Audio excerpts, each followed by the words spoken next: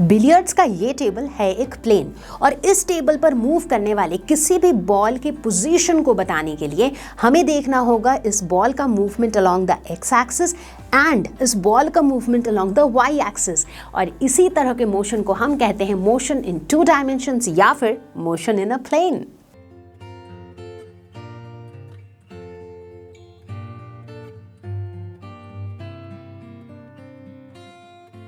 Hello everyone, मुझे उम्मीद है कि आप सभी अच्छे हैं और आज मैं लेकर आई हूं class 11th physics motion in a plane का 1 शॉट वीडियो। तो इस एक वीडियो के अंदर हम कवर करेंगे सारे कॉन्सेप्ट्स इस लेसन के। तो पूरे वीडियो को देखने के बाद आपके कॉन्सेप्ट्स हो जाएंगे क्रिस्टल क्लियर और आप न्यूमेरिकल्स खुद से अटेम्प्ट करने लग जाओगे, पक्की बात है। तो मैं हूं Roshni from Learner Hub, the free learning platform, जहां पर आप फिजिक्स, केमिस्ट्री, मैथ्स, बायोलॉजी सब कुछ पढ़ सकते हो absolutely for free at learnerhub.com। तो तैयार हैं सभी लोग? Let's get started.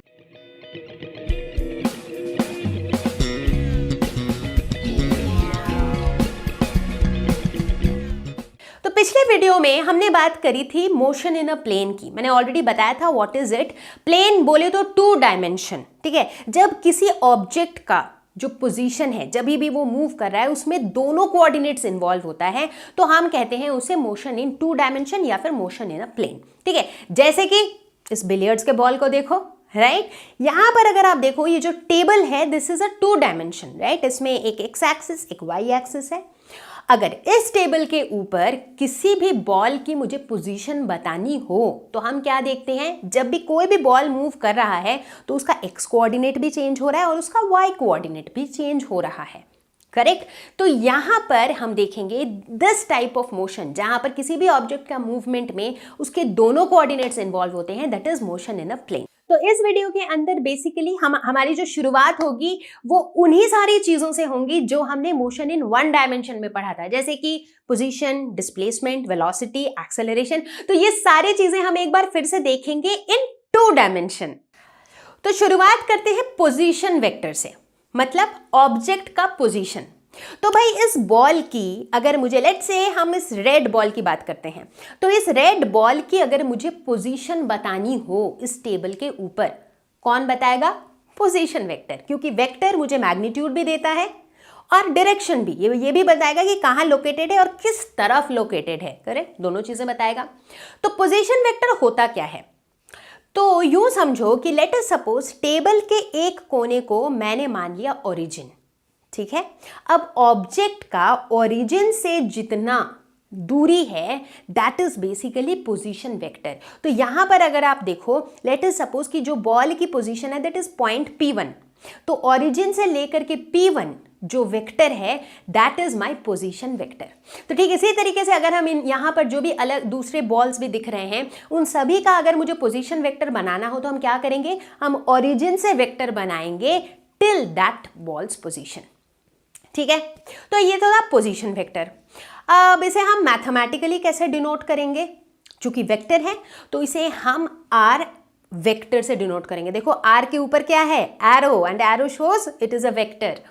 Are is equal to X I plus Y J, मतलब अब इसकी जो पोजीशन है ये दोनों एक्सिस के रिस्पेक्ट में है, तो एक्स एक्सिस के along X coordinate, Y axis के अलोंग वाई कोऑर्डिनेट, तो X I plus Y J. अब आई और जे क्या है? पिछले वीडियो में पढ़ा था ना यार, वेक्टर्स वाले वीडियो में, ये क्या है? ये यूनिट वेक्टर्स है along the x axis and Y axis.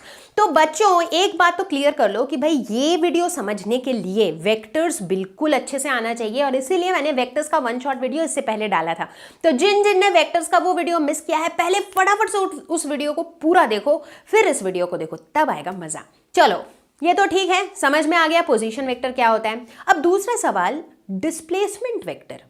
यार पोजीशन वेक्टर तो समझ आता है कि ऑब्जेक्ट का पोजीशन बता रहा है, डिस्प्लेसमेंट तब सीन में आता है जब ऑब्जेक्ट जो है अपना पोजीशन चेंज कर रहा है।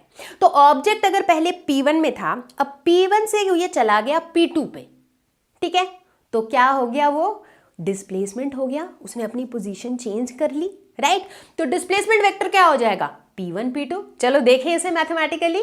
तो अगर हम ग्राफिकली देखें तो let's say this was my position P1 और बाद में जाके ये मेरा था पोजीशन P2। तो इनके पोजीशन वेक्टर्स क्या था, इसका पोजीशन वेक्टर R1 और इसका पोजीशन वेक्टर R2। तो जैसा कि मैंने बताया कि जो पोजीशन वेक्टर होता है वो कहाँ से होता है, जो ओरिजिन है वहां से हम मेजर करते हैं, ठीक है।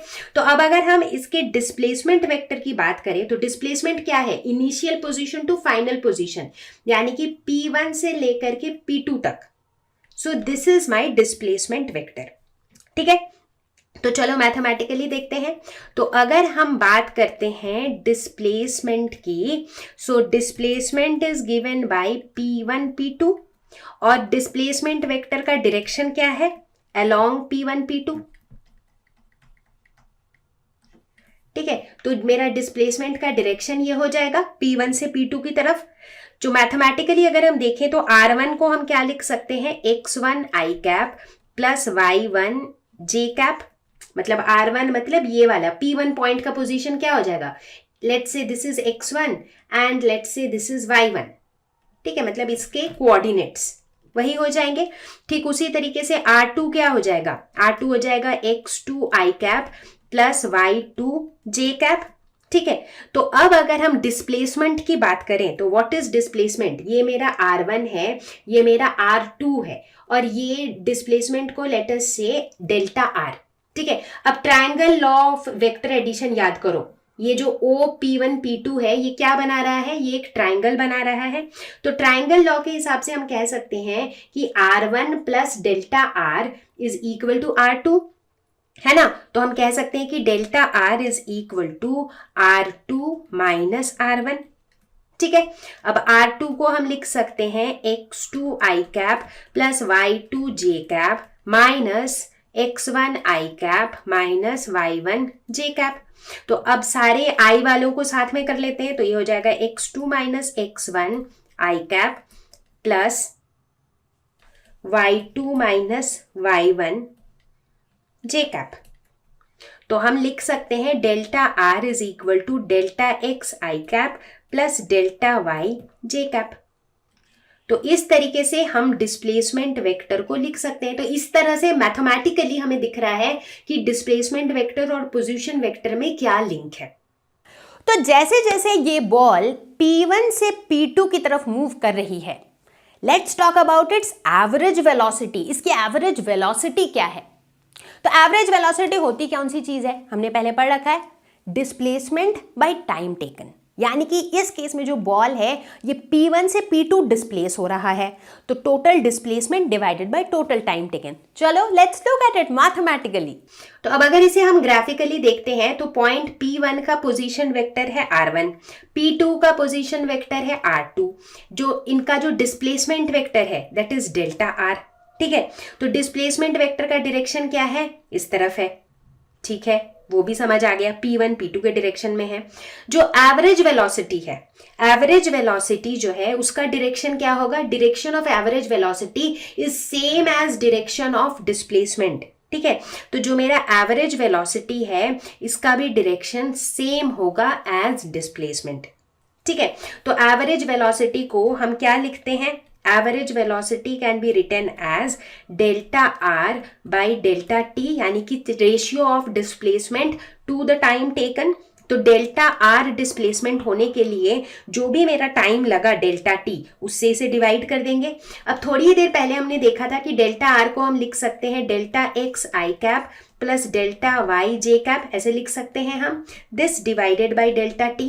तो इसे हम लिख सकते हैं delta x by delta T i cap plus delta y by delta T j cap.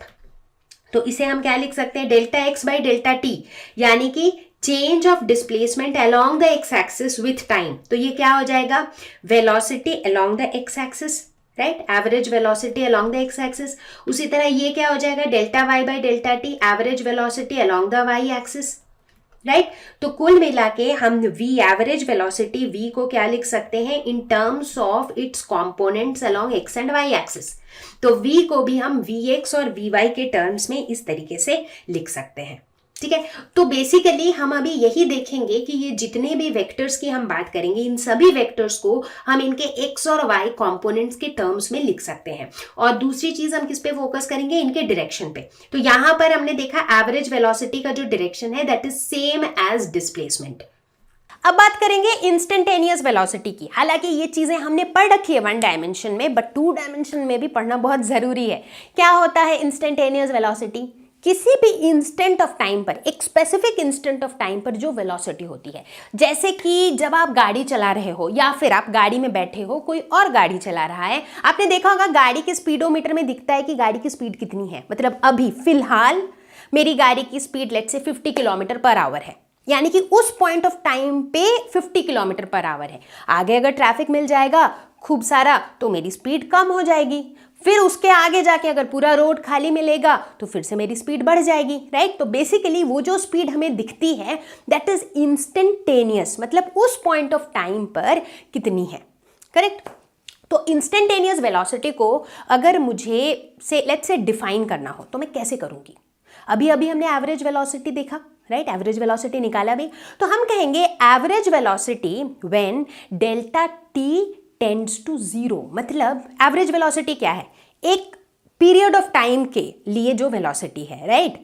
But वही पीरियड ऑफ टाइम जब जीरो हो जाता है, यानी कि हम एक ही पॉइंट पर बात कर रहे हैं, हम एक ही टाइम टी की बात कर रहे हैं, तो T1 से T2 वाला कोई सीन ही नहीं है, राइट। तो डेल्टा टी मेरा क्या हो जा रहा है? Tends to zero. तो एवरेज वेलोसिटी जब delta T tends to zero, उसी को हम कहेंगे इंस्टेंटेनियस वेलोसिटी। तो इसी डेफिनेशन के आधार पर चलो निकालते हैं इंस्टेंटेनियस वेलोसिटी। तो अभी अभी हमने इंस्टेंटेनियस वेलोसिटी का जो डेफिनेशन बताया, उस डेफिनेशन के हिसाब से अगर हम इसे मैथमेटिकली लिखें इंस्टेंटेनियस वेलोसिटी को, तो ये क्या हो जाएगा? Average velocity when delta T is zero, that means limit delta T tends to zero. सभी बच्चों ने मैथमेटिक्स में क्लास 11th मैथ्स में लिमिट्स एंड डेरिवेटिव्स वाला लेसन पढ़ा होगा। अगर मेरे साथ पढ़ा है तो उन्होंने ये सारी चीजें पढ़ रखी हैं कि लिमिट्स क्या होते हैं, हम क्यों अप्लाई करते हैं। चूंकि हम यहाँ कह रहे हैं कि जब डेल्टा टी जीरो हो जाता है, यानी कि limit delta T tends to zero, change in displacement with time. तो यही है इंस्टेंटेनियस वेलोसिटी का डेफिनेशन। और इसे हम क्या लिख सकते हैं? This can be written as dr/dt। ये तो हमने लिमिट्स एंड डेरिवेटिव्स में पढ़ रखा है कि इसको हम इसी तरीके से डिफाइन करते हैं, ठीक है। अब इनके डिटेल में नहीं जाएंगे क्योंकि ये हमने मैथ्स में कवर किया हुआ है, ठीक है। तो ये मेरा इंस्टेंटेनियस वेलोसिटी हो गया। अब सवाल ये उठता है कि इंस्टेंटेनियस वेलोसिटी का डायरेक्शन क्या होगा? तो डायरेक्शन की अगर हम बात करें तो it is tangential to path at that particular point and in the direction of motion. मतलब जिस पॉइंट पर हम इंस्टेंटेनियस वेलोसिटी की बात कर रहे हैं, उस पॉइंट पर this is in the direction of tangent. तो ये टैंजेंशियल डायरेक्शन होता है इसका। कैसे? चलो ये ग्राफ्स की हेल्प से हम देखेंगे, ठीक है। तो देखो सबसे पहले ग्राफ में हम क्या देख रहे हैं कि ये P1 है, ये P2 है, ठीक है। यानी कि लेट्स से दिस इज, तो यहां पर जो मेरा डेल्टा आर है वो कितना है? वो दिस इज डेल्टा आर, ठीक है।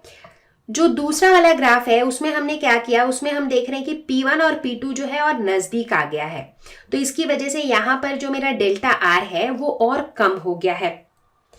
तीसरे वाले ग्राफ में अगर हम देखें तो यहां पर क्या हो गया है? डेल्टा आर यहां पर गायब हो गया है, बिकॉज यहां पर हम एक पॉइंट की ही बात कर रहे हैं।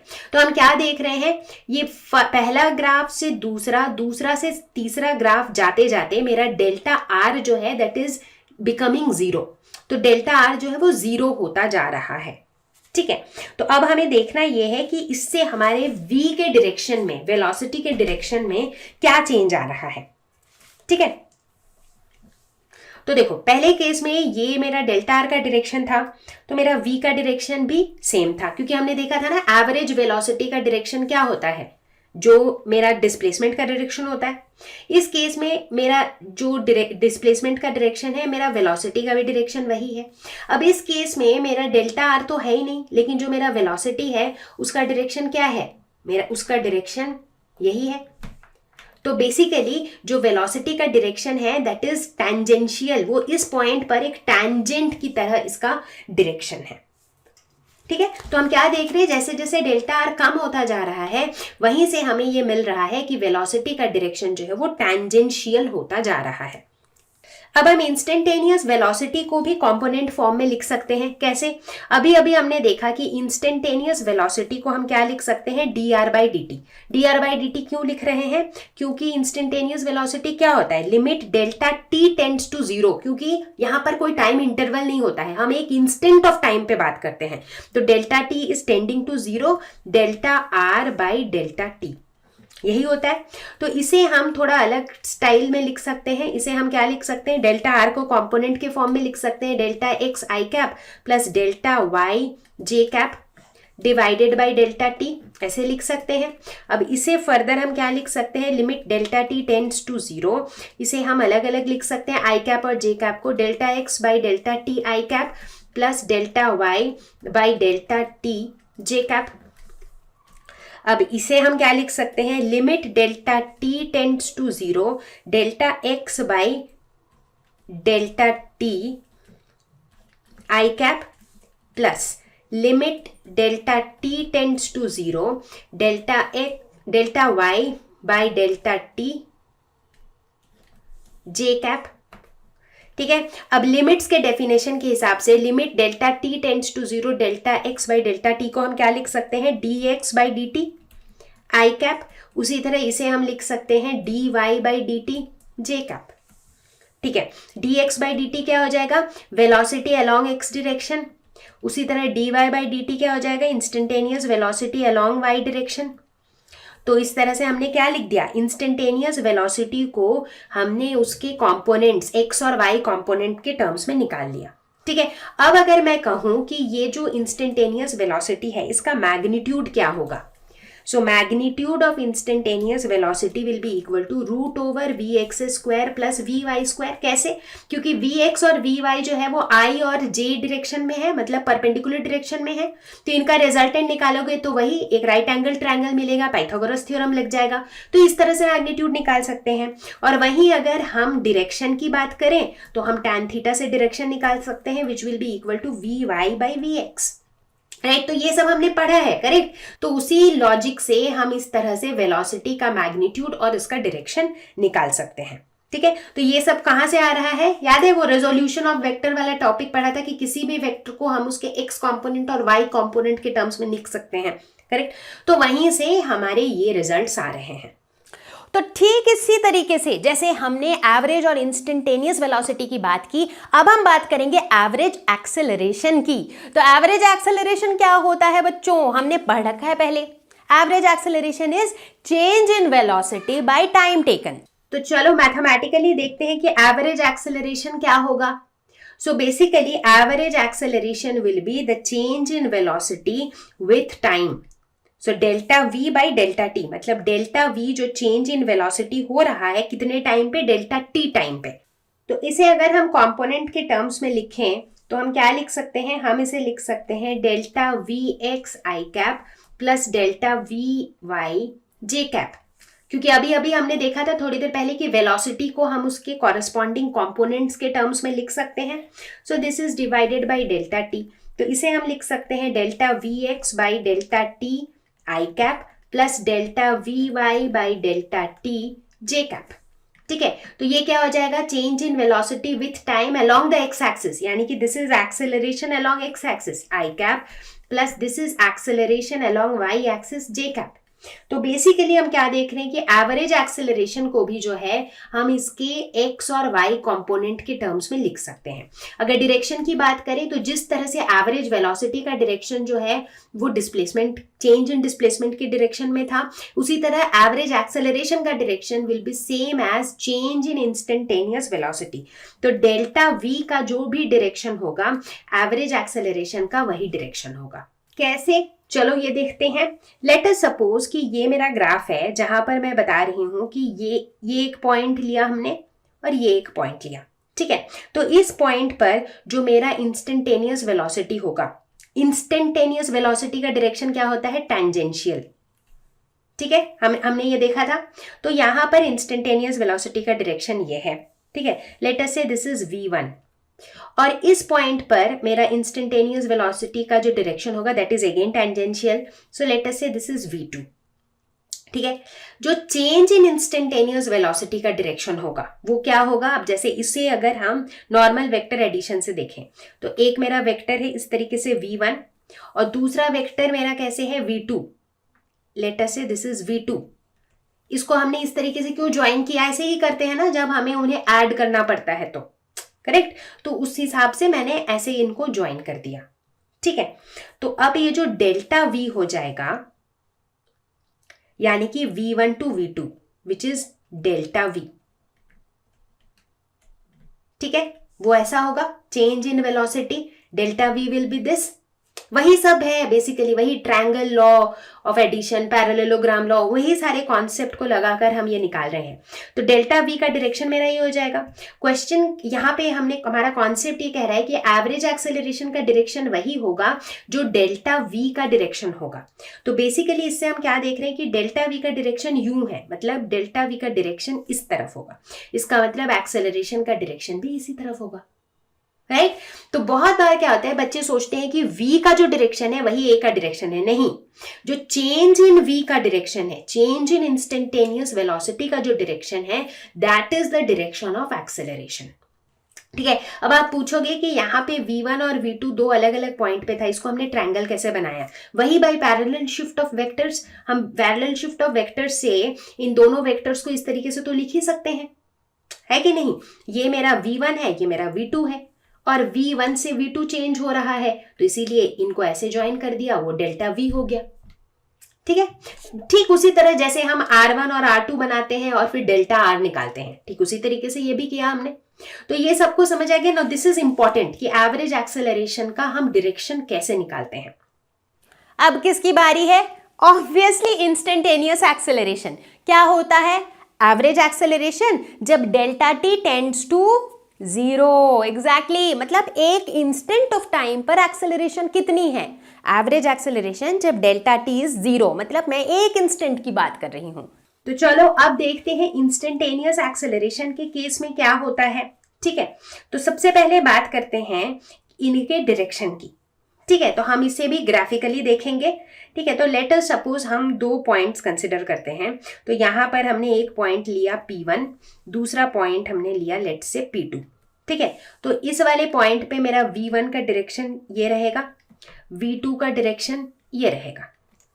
ठीक है, तो एज अ रिजल्ट यहाँ पर मेरा this is V1, this is V2, तो मेरा डेल्टा V क्या हो जाएगा? This is delta V। तो इसीलिए जो डेल्टा v का डायरेक्शन है वो मेरा एक्सेलरेशन का डायरेक्शन है। अब हमने क्या किया, सेकेंड ग्राफ में जो ये दो पॉइंट्स है ना इनको हम थोड़ा पास ले आते हैं। तो late us suppose this is P1 और लेट अस सपोज कि दिस इज P2। P2 को भी हम इतना पास ले आए हैं। ठीक है, सो this is V1 and this is V2। तो अब इसको अगर हम देखें तो हमारा कुछ ऐसा रहेगा, this is V1 and this is V2। तो एज अ रिजल्ट जो मेरा डेल्टा v है उसका डायरेक्शन कुछ ऐसा यूं है। तो एज अ रिजल्ट यहाँ पर भी मेरा एक्सेलरेशन का डायरेक्शन इस तरफ है।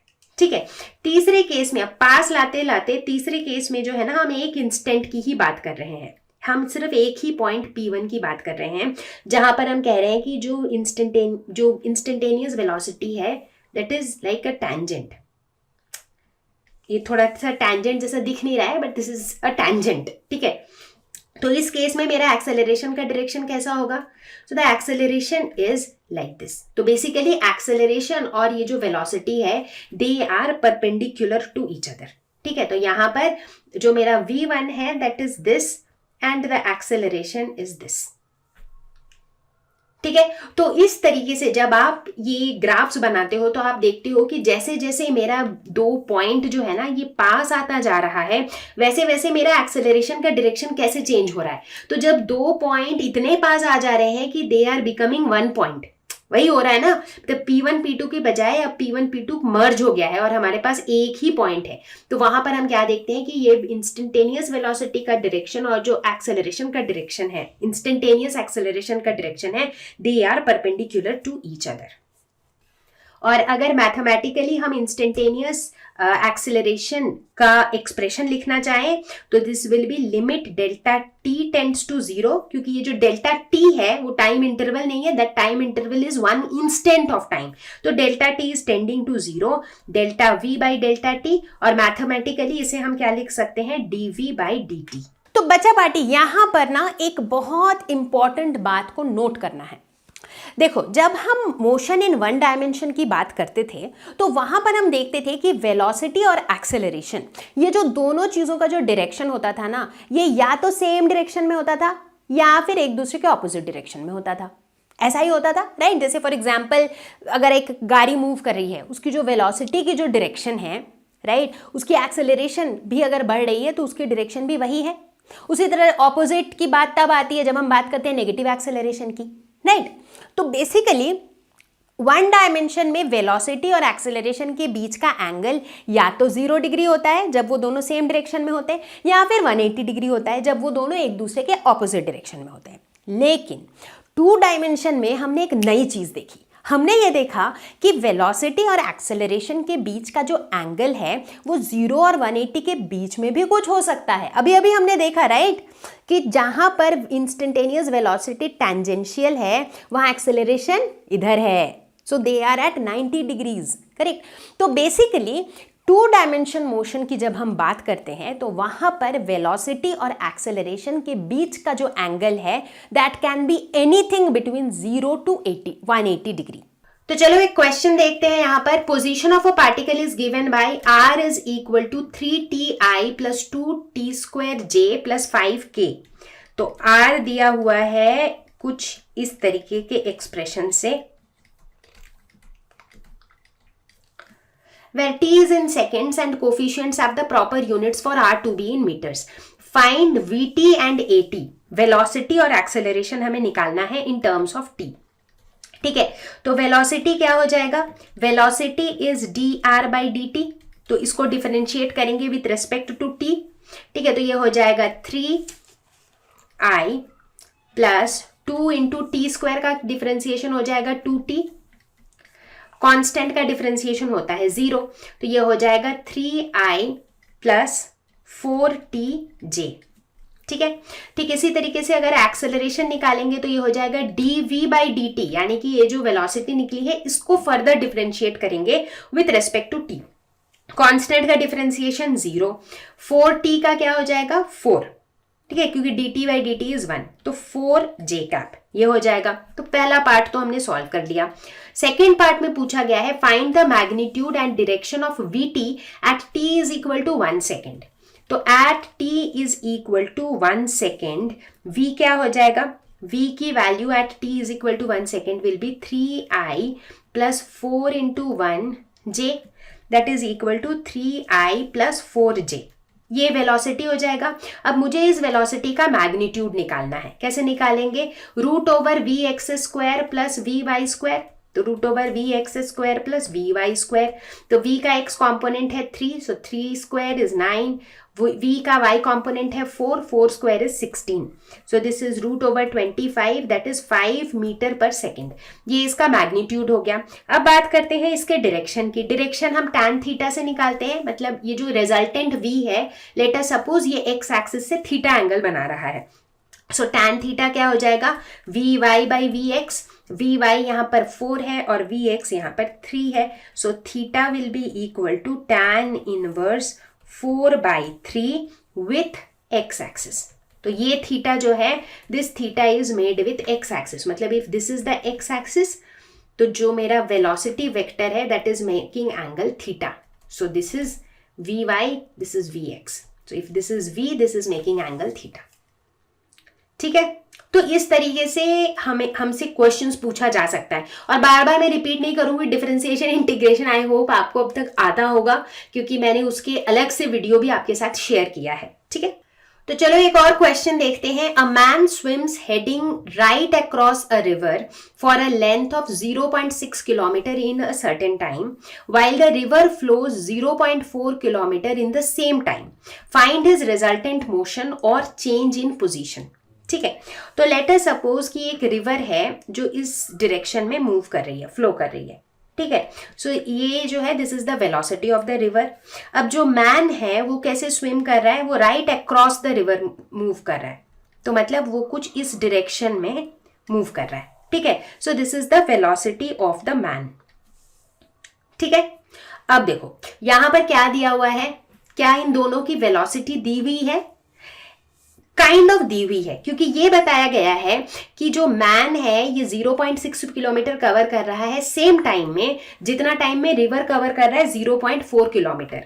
तो हम ये एज्यूम कर सकते हैं कि लेट अस सपोज कि velocity of the man is 0.6 kilometre per hour. अगर एक घंटे में ये मैन 0.6 किलोमीटर कवर कर रहा है तो रिवर का स्पीड क्या हो जाएगा, तो रिवर का स्पीड हो जाएगा 0.4 किलोमीटर पर आवर, क्योंकि अगर ये एक घंटे में कर रहा है तो ये भी एक घंटे में ही कर रहा है, क्योंकि क्वेश्चन में दिया है कि सेम टाइम, राइट। तो उस हिसाब से हम कह सकते हैं कि वेलोसिटी ऑफ रिवर इतना है, वेलोसिटी ऑफ मैन ये है।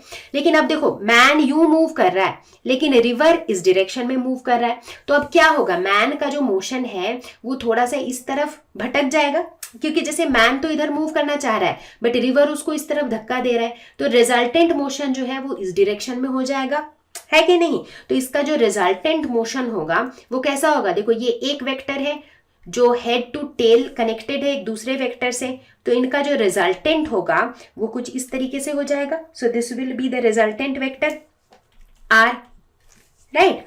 तो रिजल्टेंट वेक्टर का अगर मैं मैग्नीट्यूड निकालूं so that will be equal to root over v m square plus v r square, तो ये हो जाएगा root over 0.6 square plus 0.4 square. So this will be root over 0.52 which is 0.7211. ठीक है, तो ये इसका रिजल्टेंट जो वेलोसिटी है उसका मैग्नीट्यूड हो जाएगा। अब अगर इसकी हम डायरेक्शन की बात करें सो tan थीटा, डायरेक्शन मतलब ये जो मैन है ये इसका जो रिजल्टेंट मोशन है ये एक्स एक्सिस से कितना एंगल बना रहा है, तो resultant motion is making angle theta. So tan theta will be equal to, इसको अगर डॉटेड लाइन से ऐसे देखो so this will be v m by v r perpendicular by base. So v m है 0.6 और वी आर है 0.4, सो this is 3/2, तो theta will be equal to tan inverse 1.5 which is equal to 56 degree 19 minutes. So इतना angle ये बनाएगा with the x axis या फिर with the direction of the flow of the river. ये तो बहुत आसान था, क्यों बच्चों? ओके बच्चा पार्टी, तो अब हम बात करेंगे motion in a plane with constant acceleration की। और जैसा कि आप देख ही रहे हो कि मेरे हाथ में आ चुका है ये बॉल, तो इस बॉल के हेल्प से समझेंगे इस कॉन्सेप्ट को। कॉन्सेप्ट पे बहुत ध्यान देना, ठीक है। मान लो इस बॉल को मैंने थ्रो किया, ठीक है, तो फिलहाल मैं बात कर रही हूँ मोशन इन अ प्लेन की, यानी कि 2 डायमेंशनल मोशन की। बॉल को मैंने यूं थ्रो किया, ठीक है। किस तरह का मूवमेंट हुआ बॉल का, यहां से थ्रो किया था, बॉल यूं जाके यहां पे गिरा, यही हुआ। जब ऐसा हुआ तो क्या हुआ, बेसिकली बॉल का एक्स एक्सिस के अलोंग भी एक मूवमेंट था, क्योंकि यहां से बॉल को फेंका था, यहां जाके गिरा। बॉल का वाई एक्सिस के अलोंग भी एक मूवमेंट था, यहां से फेंका था बट बीच में बॉल यहां तक चला गया था, तो वाई एक्सिस के अबाउट भी इतना मूव किया था। तो बेसिकली हम कहते हैं कि मोशन इन अ प्लेन को हम कह सकते हैं कि it is a combination of 2 one dimensional motion. एक एक्स एक्सिस के अबाउट 1 डायमेंशनल मोशन है, एक वाई एक्सिस के अबाउट 1 डायमेंशनल मोशन है, और दोनों का कॉम्बिनेशन है मोशन इन अ प्लेन।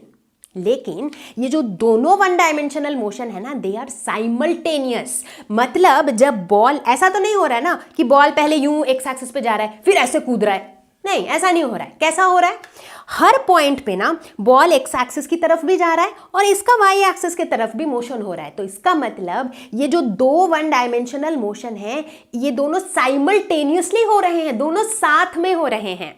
तो हम कहते हैं कि मोशन इन अ प्लेन जो है that is a combination of 2 separate but simultaneous 1 dimensional motion in 2 perpendicular directions. मतलब एक अगर एक्स एक्सिस के अबाउट है, दूसरा वाई एक्सिस के अबाउट है, तो ये जो दोनों मोशन है ये 2 परपेंडिकुलर डायरेक्शंस के अबाउट है, ठीक है। तो ये कॉन्सेप्ट इज वेरी इंपॉर्टेंट, क्योंकि इसी कॉन्सेप्ट पे बेसिस पे अगर ये समझ आ गया ना तो आगे कुछ भी नया नहीं है।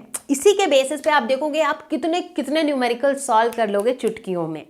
तो बोलने का मतलब ये है कि अगर लेट अस सपोज हमारे पास कोई ऑब्जेक्ट है, ठीक है, लेट अस सपोज ये बॉल मेरा ऑब्जेक्ट है और इस बॉल का जो इनिशियल पोजीशन है, लेट अस से इनिशियल पोजीशन इसका क्या है, तो अगर हम ग्राफिकली या मैथमेटिकली बात करें तो लेट से इसका इनिशियल पोजीशन है x नॉट y नॉट, ठीक है, ये इसका इनिशियल पोजीशन का कोऑर्डिनेट्स है। तो एक्स एक्सिस के अबाउट जो मोशन हो रहा है, ठीक है, एक्स एक्सिस के अबाउट या फिर हॉरिजॉन्टल डायरेक्शन के अबाउट जो मोशन हो रहा है, तो इसका पोजीशन कैसे चेंज हो रहा है, हम लिख सकते हैं कि x इज इक्वल टू, मतलब इसका position at any point along the x axis, सिर्फ एक x एक्सिस की तरफ बात कर रहे हैं, तो कैसे चेंज हो रहा है, जो इनिशियल पोजीशन था प्लस जो डिस्प्लेसमेंट x एक्सिस के अलोंग हो रहा है, राइट। तो x एक्सिस के अलोंग जो हमें क्या पता है, displacement s is equal to ut plus half at square होता है, इक्वेशन ऑफ मोशन से हमें पता है।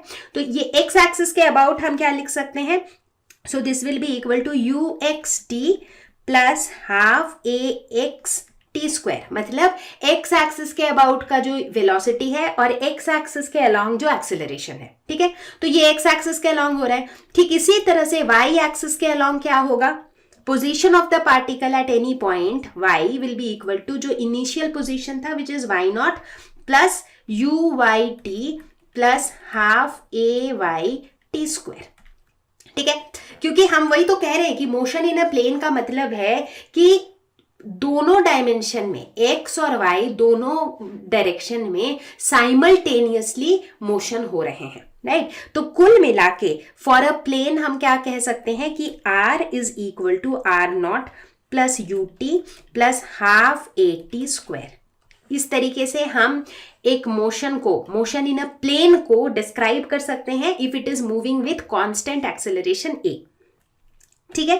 ठीक इसी तरीके से अगर हम एक और दूसरे इक्वेशन की बात करें which is v is equal to u plus at, ठीक है, हमें क्या पता है x एक्सिस के अबाउट जो इसकी वेलोसिटीज हैं वो कैसे चेंज होगी, vx will be equal to ux plus axt, हमें पता है ना v is equal to u plus at होता है, final velocity is equal to initial velocity plus acceleration into time.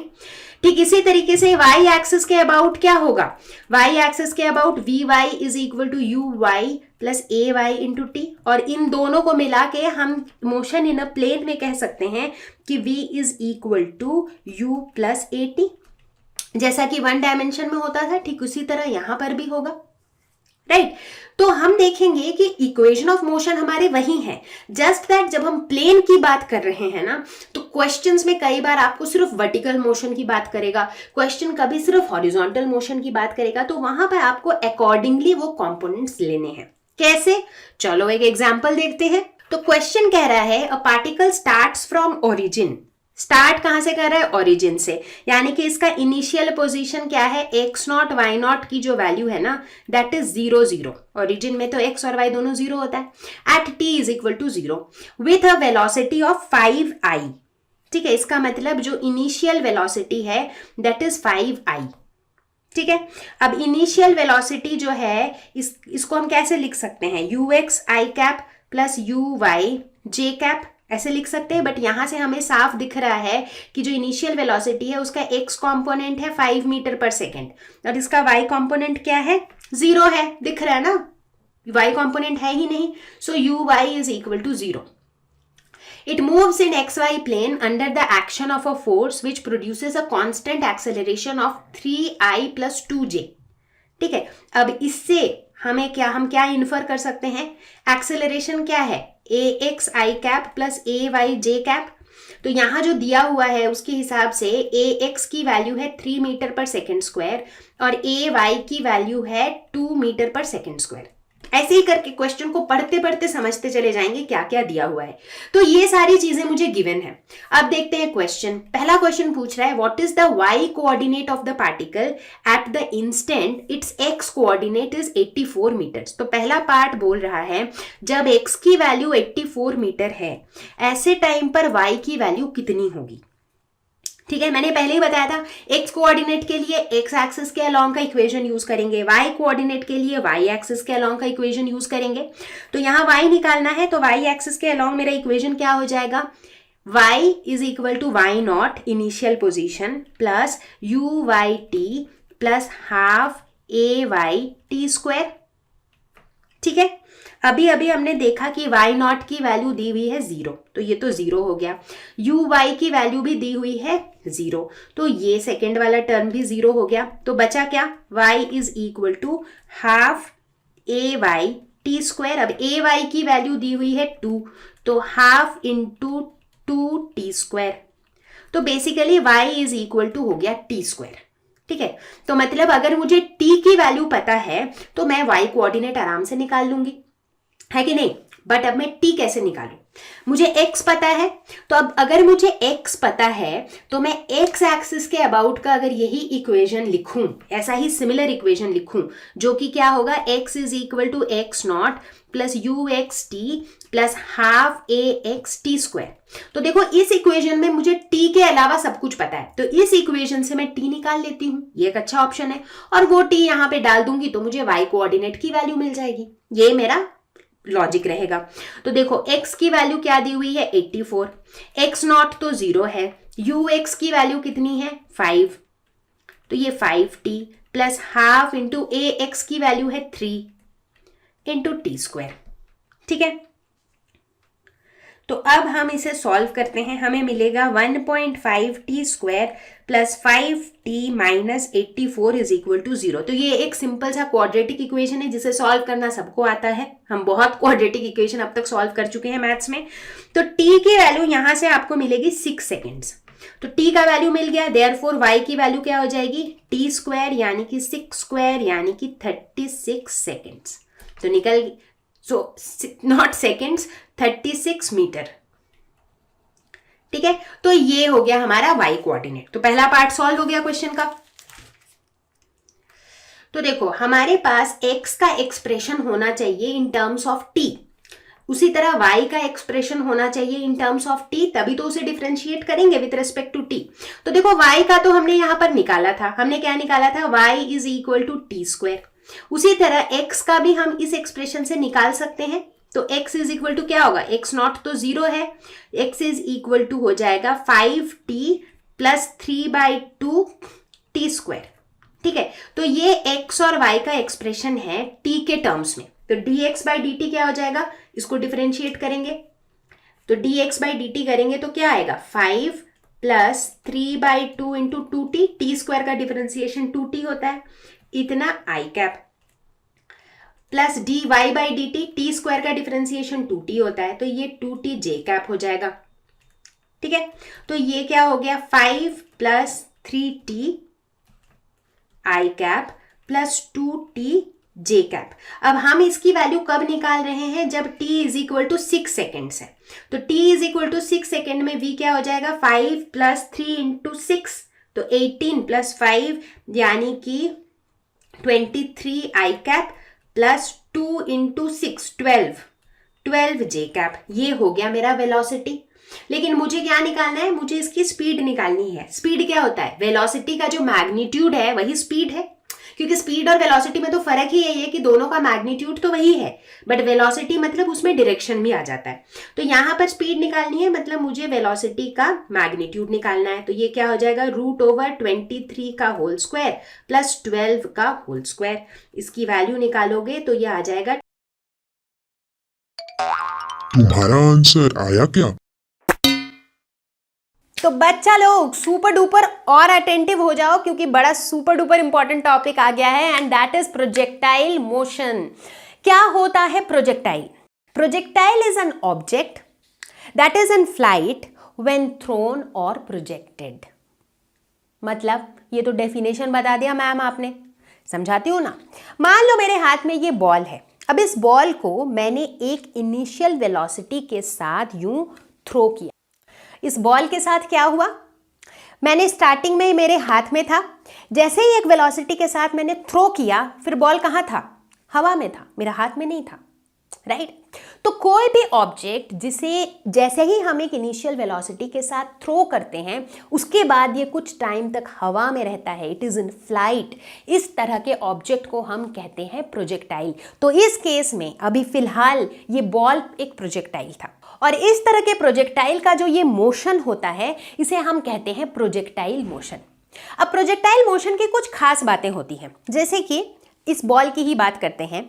जब मैंने इसे एक इनिशियल वेलोसिटी से थ्रो किया तो इसका पाथ कुछ यूं था, राइट। पहले तो ये ऊपर गया, फिर एक पॉइंट के बाद ये नीचे गिरने लगा और वापस आके नीचे गिर गया ज़मीन पर। यही हुआ इसके साथ, ठीक है। तो इस मोशन के दौरान हम क्या देखते हैं, मान लो मैंने इसे एक इनिशियल वेलोसिटी दिया u, ठीक है, u इनिशियल वेलोसिटी से मैंने इसे फेंका। अब इस वेलोसिटी के दो कंपोनेंट्स होंगे, करेक्ट, वेक्टर्स में पढ़ा था ना हमने। लेट अस सपोज u मेरा इनिशियल वेलोसिटी है, तो u का एक कंपोनेंट होगा अलोंग द एक्स एक्सिस, एक कंपोनेंट होगा अलोंग द वाई एक्सिस, है ना। अब हम नोटिस करते हैं कि इस मोशन के दौरान जो मेरा हॉरिजॉन्टल डायरेक्शन है उसमें एक्सेलरेशन इज जीरो, उसमें कोई एक्सेलरेशन नहीं है। क्यों? क्योंकि हम ये मान के चल रहे हैं कि यार एयर रेजिस्टेंस जो है दैट इज जीरो। मतलब चीज़ों को स्टार्टिंग से ही इतना कॉम्प्लिकेट तो नहीं करेंगे, राइट। तो थोड़ा सिंपल रखने के लिए हम ये एजम्पशन लेके चलते हैं कि एयर जो है वो कोई रेजिस्टेंस नहीं दे रहा है। तो उस केस में जब मेरा ये ऑब्जेक्ट यूं जा रहा है तो हर पॉइंट पर, चाहे ये पॉइंट हो, ये पॉइंट हो, ये पॉइंट हो, किसी भी पॉइंट पर जो मेरा हॉरिजॉन्टल कंपोनेंट है वेलोसिटी का that is u cos theta. मतलब जो मेरी इनिशियल वेलोसिटी का जो हॉरिजॉन्टल कंपोनेंट है that is u cos theta, ठीक है। लेकिन जब मैं वर्टिकल कंपोनेंट की बात करती हूँ, क्योंकि इसमें वर्टिकल मूवमेंट भी तो है, बॉल यहाँ से थ्रो किया था बट बीच में यहाँ तक पहुँच गया था, फिर यहाँ से यहाँ पर गिर गया वापस, तो मतलब वाई एक्सिस के अबाउट भी तो इसका मोशन है और वाई एक्सिस के अबाउट एक्सेलरेशन भी है। स्टार्टिंग में जब बॉल नीचे से ऊपर की तरफ जा रहा है तो एक्सेलरेशन किधर है, एक्सेलरेशन ड्यू टू ग्रेविटी तो नीचे की तरफ खींचता है इसे, बट ऑब्जेक्ट मेरा ऊपर जा रहा है तो एक्सेलरेशन क्या हो जाएगा, -g। जब बॉल वापस ऊपर से नीचे की तरफ आ रहा है तब क्या हो रहा है मेरा, उस समय मेरा एक्सेलरेशन ड्यू टू ग्रेविटी इसको वापस नीचे खींच रहा है तो एक्सेलरेशन मेरा +g, करेक्ट। तो ये कुछ खास बातें थी इस प्रोजेक्टाइल मोशन के बारे में। अभी तो बहुत बातें करेंगे। तो अब हम मैथमेटिकली देखते हैं कि एक प्रोजेक्टाइल मोशन के इक्वेशंस हम कैसे निकालते हैं, क्योंकि उन इक्वेशन से हमें काफ़ी सारी बातें पता चलती हैं इस मोशन के बारे में। तो यहाँ पर हम एज्यूम कर रहे हैं कि देयर इज अ प्रोजेक्टाइल जिसको हमने थ्रो किया है with initial velocity u making an angle theta with the x axis, ठीक है। तो अगर यहाँ पर एज यूजुअल हम एज्यूम करेंगे कि एयर रेजिस्टेंस 0 है, ठीक है। तो अगर एक्सेलरेशन की बात करें तो एक्सेलरेशन हॉरिजॉन्टल डायरेक्शन में क्या है, 0 है, तो एक्सेलरेशन axi प्लस ayj इस फॉर्मेट में होता है। बट इस केस में जो हॉरिजॉन्टल डायरेक्शन में एक्सेलरेशन है दैट इज 0, क्योंकि एयर रेजिस्टेंस हमने 0 माना है। और y डायरेक्शन में जो एक्सेलरेशन होगा वो क्या होगा, क्योंकि हमने ऊपर की तरफ थ्रो किया है so acceleration will be -g, ठीक है। यहां तक सबको क्लियर है, बहुत बढ़िया। अब अगर हम इस इनिशियल वेलोसिटी u के कंपोनेंट्स की बात करें तो इसका हॉरिजॉन्टल कंपोनेंट क्या हो जाएगा, u cos थीटा। ठीक उसी तरीके से अगर इसके वर्टिकल कंपोनेंट की बात करें तो ये क्या हो जाएगा, ये हो जाएगा u sin थीटा। ये भी हमने कर रखा है, राइट। कैसे हम रिजॉल्व करते हैं इनटू कंपोनेंट्स, ये भी क्लियर है, चलो ये भी सही है। अब हम बात करते हैं इसके इनिशियल पोजीशन की। इस पार्टिकल का इनिशियल पोजीशन क्या है, ओरिजिन यानी कि 0 0, ये इसका इनिशियल पोजीशन है, ठीक है। अब बात करते हैं position of this particle at any point P। कोई भी रैंडम सा पॉइंट, ये जो इसका पाथ है ना, इसमें कोई भी एक रैंडम पॉइंट P पे इसका पोजीशन क्या होगा, एनी रैंडम पॉइंट P पे इसका कोऑर्डिनेट होगा x एंड y, ठीक है। तो ये जो x होगा what will be this x, initial position x0 plus जितना इसने डिस्प्लेसमेंट किया यानी कि ut plus half at square, ये हो जाएगा अलोंग द एक्स एक्सिस। तो अलोंग द एक्स एक्सिस अगर मैं सारी वैल्यूज डालूं जो भी मुझे पता है तो ये क्या होगा, x is equal to x0 तो 0 है, u x की वैल्यू क्या है u cos थीटा, u का x के अलोंग कितना है u cos थीटा है, तो ये हो जाएगा u cos theta into T. ax की वैल्यू 0 है तो ये वाला टर्म फिर से 0 हो जाएगा, ये भी 0 है। तो x एक्सिस के अबाउट इसका पोजीशन जो है वो ये इक्वेशन देगा। इसी तरीके से अगर इसके y कंपोनेंट को देखें पोजीशन का तो वो क्या हो जाएगा, y0 plus uyt plus half ayt square. देखो मैं वही इक्वेशन ऑफ मोशन यूज कर रही हूँ, तो यहाँ पर y0 0 हो जाएगा, ठीक है। uy की वैल्यू क्या है u sin थीटा, तो ये हो जाएगा u sin थीटा t। ए वाई की वैल्यू है -g, तो ये हो जाएगा -12 g t²। तो ये जो है एक्सप्रेशन ये मुझे y कोऑर्डिनेट देगा। ठीक है, तो बेसिकली ये जो दो एक्सप्रेशन है, ये दो एक्सप्रेशन टुगेदर जो है ये मुझे कोई भी प्रोजेक्टाइल का जो मोशन है ना, उसका जो इक्वेशन ऑफ मोशन है वो मुझे ये दो एक्सप्रेशन देगा, क्योंकि ये x और y हमें बताएगा ये प्रोजेक्टाइल जो है किसी भी पॉइंट ऑफ टाइम पर कहाँ कहाँ रह सकता है। ठीक है, तो ये तो हो गया कंपोनेंट्स ऑफ इसका पोजीशन। अब इसी तरीके से हम इसके कंपोनेंट्स ऑफ वेलोसिटी निकाल सकते हैं, क्योंकि एक बार पोजीशन निकल गया तो उसके बाद वेलोसिटी निकालने में क्या है, कुछ भी नहीं है। तो वेलोसिटी के भी दो कंपोनेंट्स होंगे, vx एंड vy। vx क्या हो जाएगा, dx by dt, vy क्या हो जाएगा, dy by dt। सिंपल। अब dx by dt मतलब d by dt of u cos theta. ठीक है, तो ये क्या हो जाएगा, this will B u cos theta.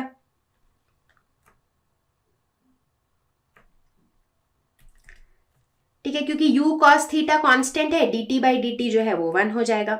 अब vy जो है वो क्या हो जाएगा, dy by dt। तो यहां पर पहला टर्म हो जाएगा u sin थीटा, क्योंकि dt by dt तो 1 हो जाएगा। दूसरा वाला क्या हो जाएगा, हाफ g t² का हो जाएगा 2t, तो ये 2 और t 2 कैंसिल हो जाएगा। So vy will be equal to u sin theta minus gt। ठीक है, तो ये जो दोनों एक्सप्रेशन है ये मुझे क्या दे देंगे, ये मुझे दे देंगे द कंपोनेंट्स ऑफ वेलोसिटी। तो कुल मिलाकर के ये जो एक्सप्रेशंस हैं, these are the equations of motion for a projectile. अब देखो सारे इक्वेशंस को रटने की जरूरत तो है नहीं, क्योंकि आपने देखा कि इनको डिराइव करना भी बहुत मुश्किल बात नहीं थी। इट इज जस्ट दैट आपको पता होना चाहिए कि प्रोजेक्टाइल जो है अगर वो u वेलोसिटी से, u इनिशियल वेलोसिटी है तो u cos theta u sin theta होगा। अब दोनों का अगर आप नॉर्मल इक्वेशन ऑफ मोशन लिखोगे तो सीधा सीधा आपको ये मिल जाएगा। तो I don't see a point कि इसको आपको रटना है, रटने की जरूरत ही नहीं है, क्योंकि ये दोनों जो इक्वेशंस हैं ये तो पता ही है, राइट? ये तो पता ही है, s is equal to u t plus half at², ये तो पता ही है। इसमें खाली वही चीजें डाली है जो हमें लॉजिकली पता है, तो मुझे ऑटोमेटिकली ये दो एक्सप्रेशंस मिल गए हैं। तो please do not try to memorise it just for the sake of it. इसको ऐसे रटने के लिए मत रटो, ये ऐसे ही लिखा जाएगा अगर आपको समझ में आ गया है कि प्रोजेक्टाइल मोशन में हो क्या रहा है। बट ट्रस्ट मी, ये जो इक्वेशंस है ना ये आगे काम आने वाले हैं, so they are very very important. तो अब एक बार हमने इक्वेशन ऑफ मोशन लिख लिया, तो देखना इसी इक्वेशंस के हेल्प से हम बताएंगे कि प्रोजेक्टाइल का पाथ कैसा होता है। मतलब मैथमेटिकली भी तो हमें बताना होगा ना भाई कि कोई भी प्रोजेक्टाइल जो है वो किस तरह का पाथ फॉलो करता है। तो अभी अभी हमने देखा कि प्रोजेक्टाइल की पोजीशन का जो इक्वेशन था वो क्या था, x is equal to u cos theta t और y is equal to u sin theta t minus half gt²।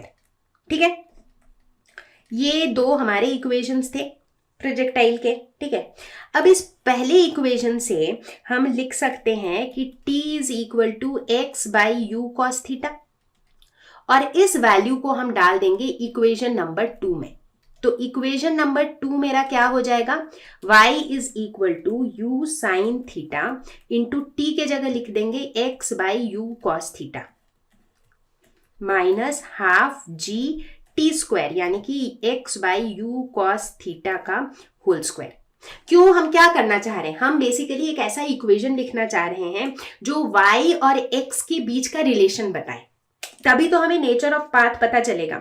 जैसे कुछ भी हम ग्राफ बनाते हैं ना, फॉर एग्जांपल जब हमारा ग्राफ स्ट्रेट लाइन होता है तो उसका इक्वेशन क्या होता है, y is equal to mx plus c। तो बेसिकली हम एक ऐसा इक्वेशन लिखते हैं जो y एक्सिस को x एक्सिस से रिलेट करे, और उस इक्वेशन के पैटर्न को देख के हम बोल सकते हैं कि भाई ये पैराबोला होगा, ये एलिप्स होगा। याद है कॉनिक सेक्शंस पढ़ा था हमने मैथ्स में, class 11th maths conic sections में हमने यही तो पढ़ा कि अलग अलग जो शेप्स होते हैं, चाहे पैराबोला है, चाहे एलिप्स है, चाहे हाइपरबोला है, उनके अलग अलग पैटर्न के इक्वेशंस होते हैं।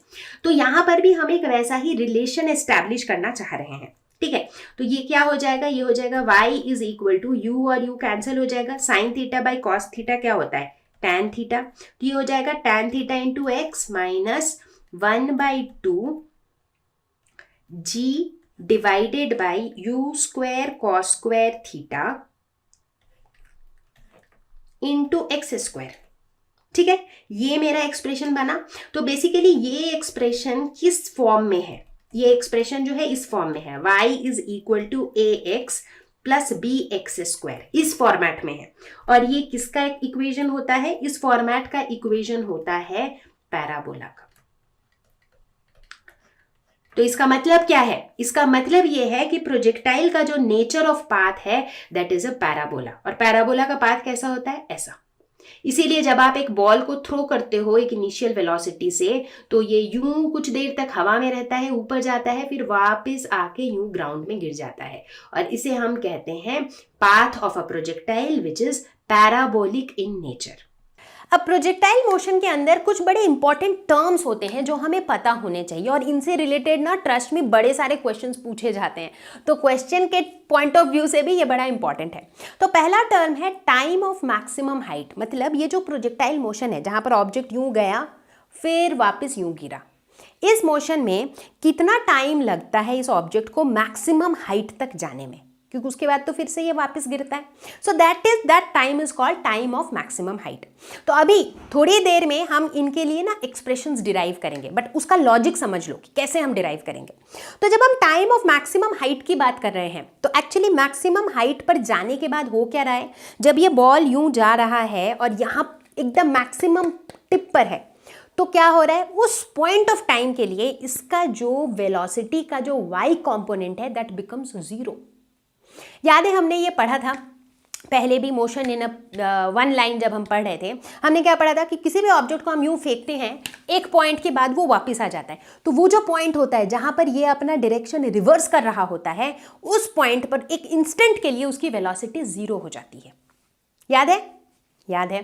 तो यहां पर क्या हो रहा है, यहां पर भी कुछ उसी तरह का चीज हो रहा है। अगर मैं सिर्फ वर्टिकल मोशन को कंसिडर करूं, ऑब्जेक्ट जा रहा है, एक पॉइंट पर जाके डायरेक्शन रिवर्स कर रहा है, तो ये जो मैक्सिमम हाइट वाला पॉइंट है, यहां पर वेलोसिटी का y कंपोनेंट बिकम्स 0।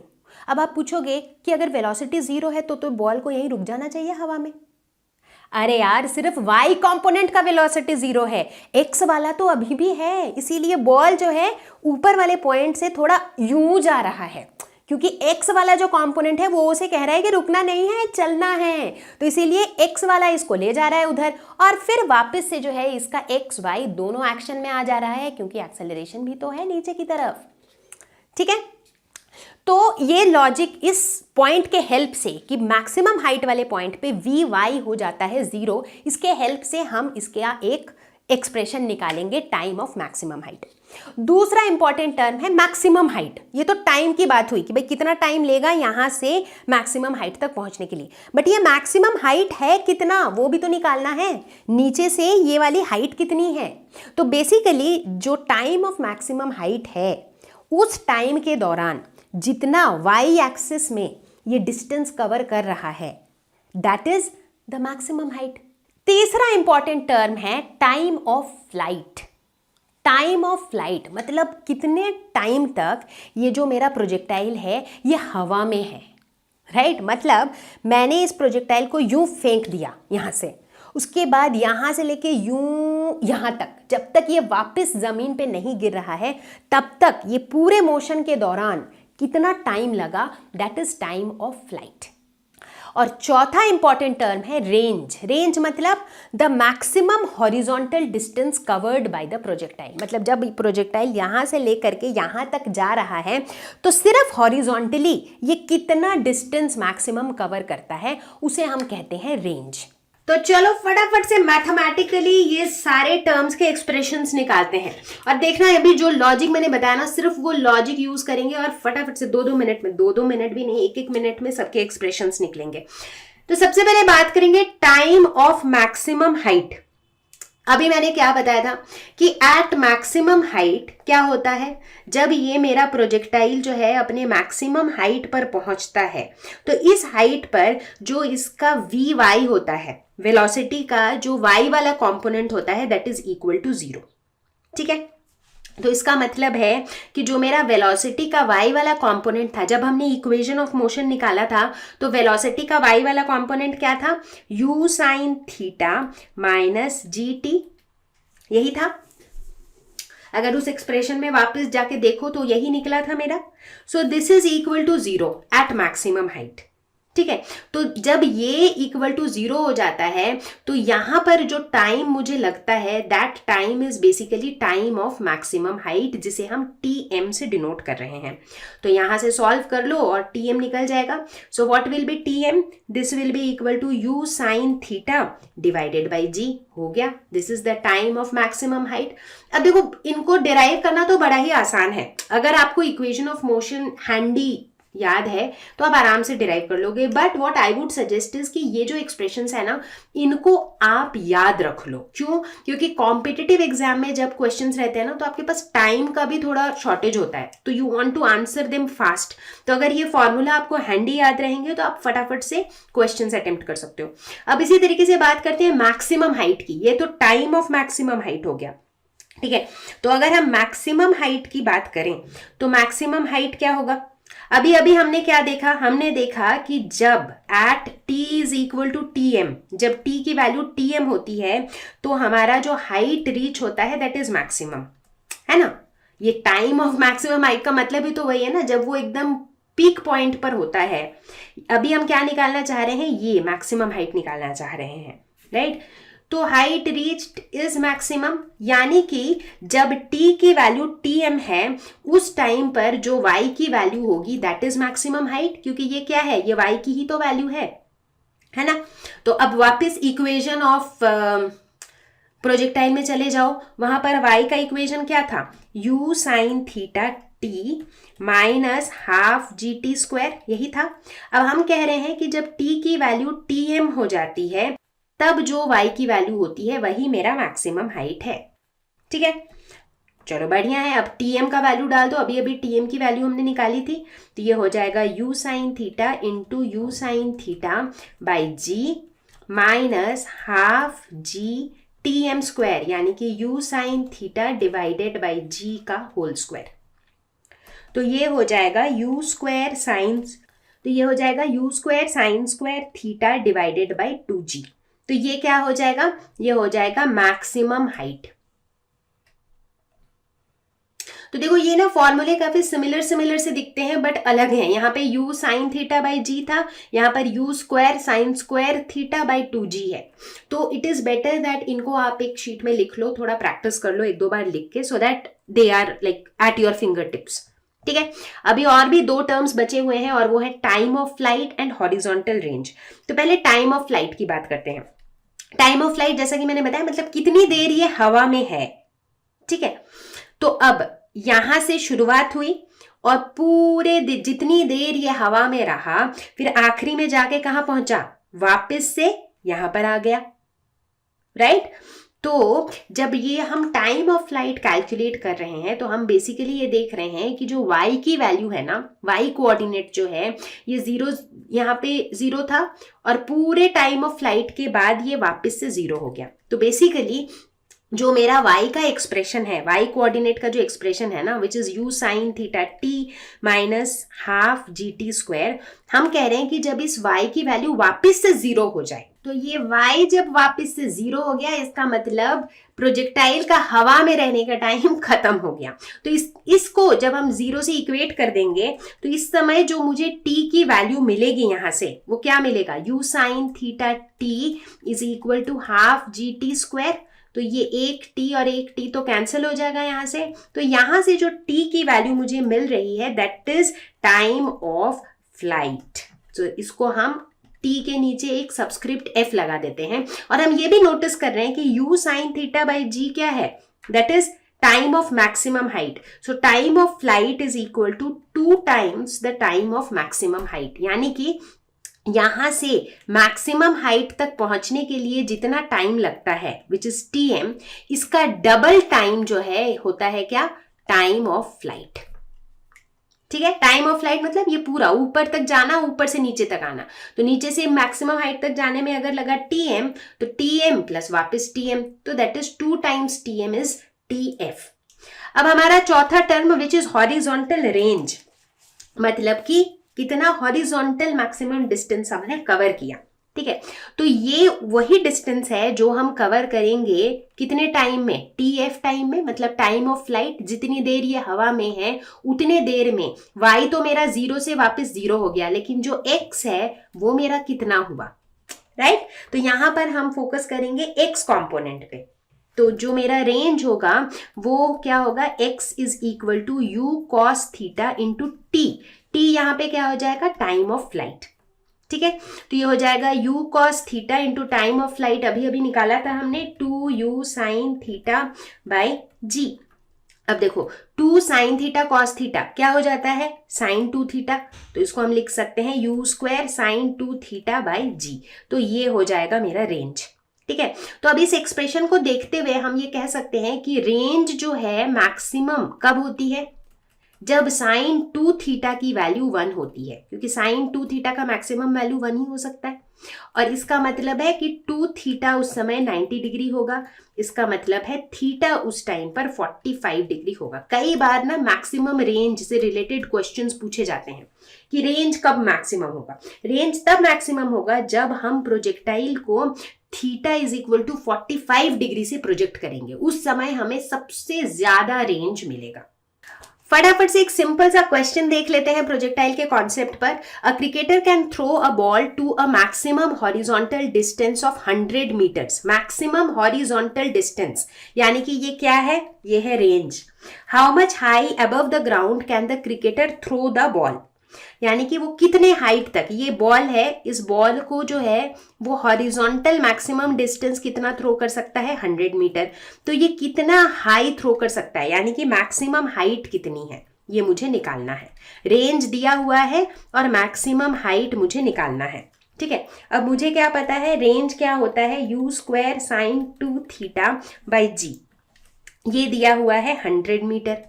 अब कहा गया है कि this is the maximum range, ठीक है। रेंज मैक्सिमम कब होता है, जब sin 2 थीटा क्या होता है, 1 होता है, यानी कि u स्क्वायर बाई जी जो है यहाँ पर 100 है। तो u स्क्वायर क्या हो जाएगा, 100 इंटू जी, ठीक है। अब मैक्सिमम हाइट क्या होता है, मैक्सिमम हाइट का जो फॉर्मूला होता है that is u square sin square theta by 2g। अब u स्क्वायर यहाँ पर 100g है, ठीक है। Sine square theta, range maximum जब होता है तो थीटा की वैल्यू क्या होती है, 45 डिग्री होती है, ठीक है। तो ये हो जाएगा sine square 45 degree divided by 2g, ये हो जाएगा 50। ये तो बहुत आसान था, क्यों बच्चों? अब हमारा अगला टॉपिक है यूनिफॉर्म सर्कुलर मोशन।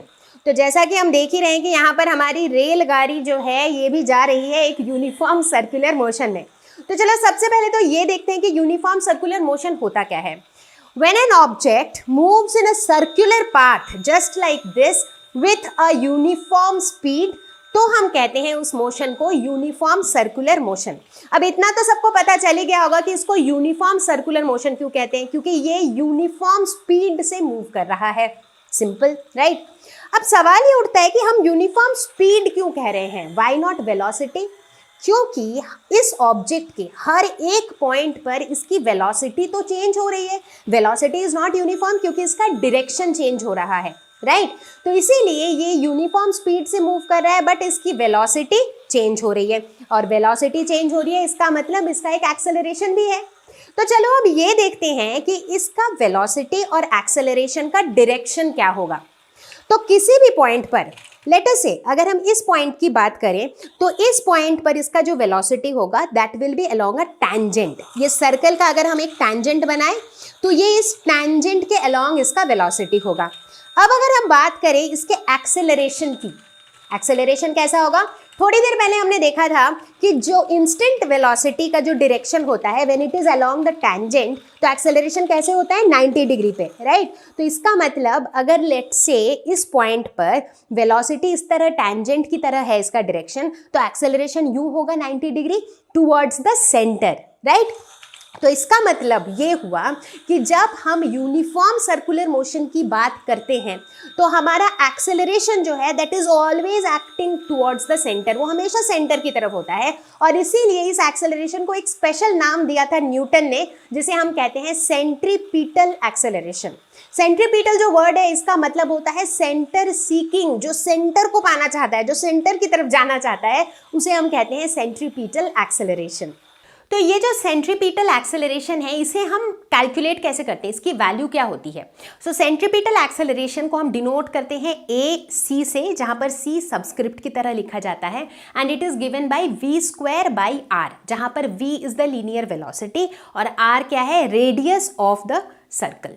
ठीक है, अब सोच के देखो कि क्या कोई और तरीका है, क्या कोई और ऑल्टरनेटिव है जिससे हम किसी भी यूनिफॉर्म सर्कुलर मोशन के वेलोसिटी और एक्सेलरेशन के बारे में बात कर सकते हो? क्या और कोई ऐसी चीज़ है जो यूनिफॉर्म सर्कुलर मोशन में वेलोसिटी और एक्सेलरेशन को बता सकती है? बिल्कुल है, और वो है एंगल, एंगुलर डिस्प्लेसमेंट। एंगल कहाँ से आ गया? अब ध्यान से देखो, जब ये ट्रेन गोल गोल गोल गोल घूम रहा है, एक और ऐसी बहुत इंपॉर्टेंट चीज है जो चेंज हो रही है, and that is the angle subtended at the centre. मतलब जो सर्कल के बीच का जो सेंटर है, ठीक है, और जो ट्रेन है पहले यहाँ था, फिर यहाँ था, फिर यहाँ था। अब यहाँ से यहाँ जब वो गया, जब यहाँ था तो ये यहाँ से जो भी एंगल बना रहा था, जब यहाँ पहुँच गया तब ये कुछ और एंगल बना रहा है। तो basically there is an angular displacement. तो यहीं से आता है हमारा एंगुलर डिस्प्लेसमेंट और एंगुलर वेलोसिटी का कॉन्सेप्ट, और यूनिफॉर्म सर्कुलर मोशन को हम एंगुलर वेलोसिटी, एंगुलर डिस्प्लेसमेंट के टर्म्स में भी डिस्क्राइब कर सकते हैं। तो अब इस ट्रेन के पिक्चर को दिमाग में रखते हुए चलो समझते हैं व्हाट इज एंगुलर वेलोसिटी। तो angular velocity is rate of change of angular displacement. ठीक है, तो मतलब जैसे जैसे ये ट्रेन यूं मूव कर रही है इस सर्कल में, क्या हो रहा है, मेरा थीटा चेंज होता जा रहा है, राइट। अब थीटा किस रेट से चेंज हो रहा है, राइट, मतलब अगर मान लो I am talking about time delta T time में थीटा कितना चेंज हो रहा है, let's say delta theta change हो रहा है, तो delta theta by delta T ये हो जाता है मेरा एंगुलर वेलोसिटी। मतलब ठीक उसी तरह से जैसे लीनियर वेलोसिटी क्या होता था, rate of change of displacement, वहां पर हम लीनियर डिस्प्लेसमेंट की बात करते थे। यहां पर चूंकि हम एंगुलर वेलोसिटी की बात कर रहे हैं तो हम कह रहे हैं rate of change of angular displacement. ठीक है, तो एंगुलर वेलोसिटी को हम डिनोट करते हैं ओमेगा से। तो इसके एक्सप्रेशंस, इसको मैथमेटिकली देखने के लिए चलो मैथमेटिकली करके देखते हैं। ओके, तो एंगुलर वेलोसिटी के डेफिनेशन के हिसाब से हम इसे क्या लिख सकते हैं, omega is equal to change in angular displacement, that means delta theta by delta t. यानी कि ये जो मेरा एंगल है, ये जैसे जैसे जैसे जैसे सर्कुलर मोशन में ये एंगल मेरा चेंज होता जा रहा है with time, so there comes angular speed और एंगुलर वेलोसिटी। तो ये डेल्टा थीटा यहां पर क्या है, दिस इज एंगुलर डिस्प्लेसमेंट। तो यहां पर अब हम देखेंगे कि किस तरह से v यानी कि जो मेरा लीनियर वेलोसिटी है और ओमेगा जो मेरा एंगुलर वेलोसिटी है, ये दोनों किस तरह से लिंक्ड है। ठीक है, हमें क्या पता है कि जो लीनियर वेलोसिटी होता है that is change in displacement per unit time. ठीक है, अब अगर हम इस डायग्राम को देखें तो लेट अस से दिस इज डेल्टा थीटा। तो जब मेरा एंगुलर डिस्प्लेसमेंट डेल्टा थीटा हो रहा है तब मेरा लीनियर डिस्प्लेसमेंट कितना हो रहा है, लीनियर डिस्प्लेसमेंट P1 से P2 चेंज हो रहा है, राइट। सो ये आर्क लेंथ जो है दैट इज लीनियर डिस्प्लेसमेंट, है ना। तो अब इस डायग्राम को देखते हुए हम क्या लिख सकते हैं, we can say that delta s यानी कि this arc length is equal to, let us suppose ये इसका रेडियस है तो आर डेल्टा थीटा। ठीक है, that we can say from the diagram. तो अब डेल्टा एस की जगह हम क्या लिख सकते हैं, R delta theta by delta T. अब delta theta by delta T क्या होता है, ओमेगा। तो हम लिख सकते हैं कि linear velocity v is equal to r omega. तो ये लीनियर वेलोसिटी और एंगुलर वेलोसिटी के बीच का रिलेशनशिप है। ठीक इसी तरीके से हम एक्सेलरेशन के लिए भी एक्सप्रेशन निकाल सकते हैं। सेंट्रीपिटल एक्सेलरेशन क्या होता है, v स्क्वायर बाई आर। तो इसे अगर मुझे एंगुलर वेलोसिटी के टर्म्स में लिखना हो तो हम क्या लिखेंगे, v की जगह हम लिख सकते हैं r ओमेगा, तो ये हो जाएगा r square omega square by r। तो यहाँ पर ये कैंसिल हो जाएगा, तो ये हो जाएगा ओमेगा स्क्वायर r। तो यानी कि centripetal acceleration is equal to omega square r। तो ये कुछ इंपॉर्टेंट रिलेशंस हैं जो हमें काम आने वाले हैं जब हम न्यूमेरिकल सॉल्व करेंगे। तो चलो देखिए कैसे काम आएंगे। तो बच्चा पार्टी चलो देखते हैं इस वीडियो का आखिरी क्वेश्चन और यूनिफॉर्म सर्कुलर मोशन का बड़ा ही कॉन्सेप्चुअल और मजेदार क्वेश्चन। ठीक है, पहले क्वेश्चन को समझेंगे, वो सबसे ज्यादा जरूरी है। तो क्वेश्चन कह रहा है a body of mass 0.4 kg tied to a string 1.2 metre long and then whirled round horizontally making 120 revolutions per minute। मतलब हो क्या रहा है, ये मेरा बॉडी है जिसको मैंने एक स्ट्रिंग से इस तरह से अटैच कर दिया और स्ट्रिंग का लेंथ मुझे दिया हुआ है। ठीक है, और उसके बाद हम कर क्या रहे हैं, उसे ना यूं हॉरिजॉन्टली ऐसे घुमा रहे हैं। ठीक है, तो जब हम इसे घुमा रहे हैं यूं, तो क्या बन रहा है, मेरा एक सर्कल बन रहा है, यूनिफॉर्म सर्कुलर मोशन। ठीक है, तो जो स्ट्रिंग का लेंथ मुझे दिया हुआ है वो बेसिकली क्या है, that is the radius of this circle. ठीक है, तो मतलब मुझे सर्कल का रेडियस दिया हुआ है। ठीक है, जहां पे मैंने स्ट्रिंग को पकड़ा हुआ है दैट इज द सेंटर। ठीक है, अब एक रेवोल्यूशन मतलब कितना, एक revolution is basically circumference of the circle, है ना। एक बार घुमाया तो सर्कल का जो सरकमफरेंस है that is 2 pi r is 1 revolution. ठीक है, बस इतनी ही चीज मुझे आपको समझानी थी। अब बाकी तो देखो, बाकी हम क्वेश्चन सॉल्व करेंगे तो अपने आप समझ में आएगा। ठीक है, तो ये सिचुएशन आपको समझ आ गया। अब क्वेश्चन में पूछा क्या गया है, क्वेश्चन पूछ रहा है कि find the angular velocity, linear velocity, normal acceleration. सब निकाल लेंगे यार, फॉर्मूले से बहुत आसान है, चलो निकालते हैं। तो क्वेश्चन तो हमें समझ में आ गया, ये मेरा बॉडी है और ये स्ट्रिंग है और ये यूं घूम रहा है। ठीक है, तो मेरा रेडियस कितना है, रेडियस है 1.2 मीटर जो कि स्ट्रिंग का लेंथ है। ठीक है, तो देखो पहले पार्ट में क्वेश्चन पूछ रहा है what is the angular velocity यानी कि ओमेगा। तो एंगुलर वेलोसिटी कितना हो जाएगा, angular displacement per unit time. ठीक है, अब यहां पर कितने हम रोटेशंस लगा रहे हैं, तो बेसिकली यहां पर हम लगा रहे हैं 120 रेवोल्यूशंस पर मिनट, राइट। तो यानी कि 120 रेवोल्यूशन इन 1 मिनट।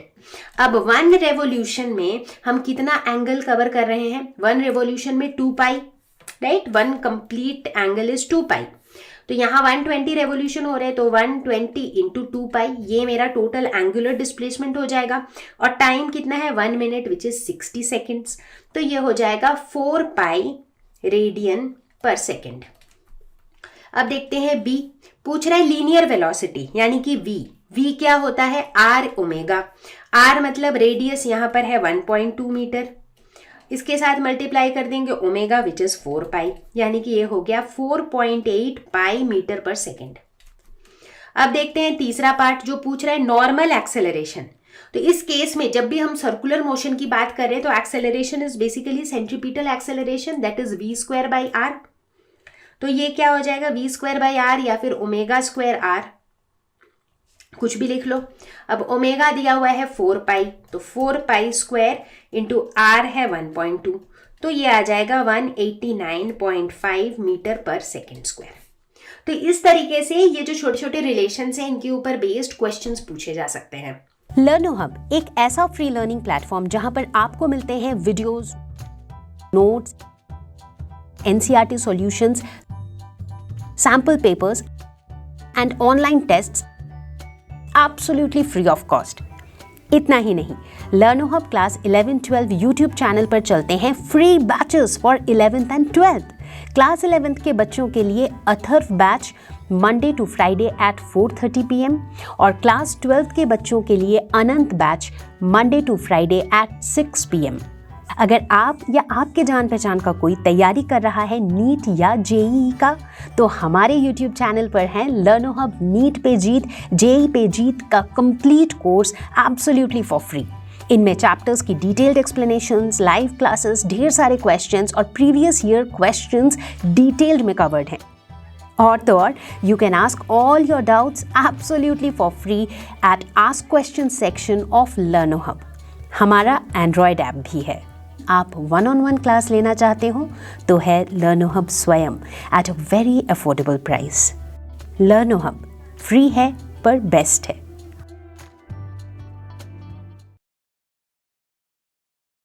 तो बच्चा पार्टी यही खत्म होता है हमारा मोशन इन अ प्लेन, और मुझे उम्मीद है कि इस पूरे वीडियो को देखने के बाद आपके कॉन्सेप्ट्स हुए होंगे क्रिस्टल क्लियर, और अगर हुआ है तो कमेंट्स पे लिखो कॉन्सेप्ट हुआ क्रिस्टल क्लियर। और अब आपको क्या करना है, अब आपको ढेर सारे क्वेश्चंस प्रैक्टिस करने हैं, और मुझे क्या करना है, मुझे अगला वीडियो जल्दी से जल्दी लाना है जिसके अंदर हम करेंगे मोशन इन अ प्लेन के बड़े ही खतरनाक वाले, मस्त वाले, इंटरेस्टिंग वाले न्यूमेरिकल्स।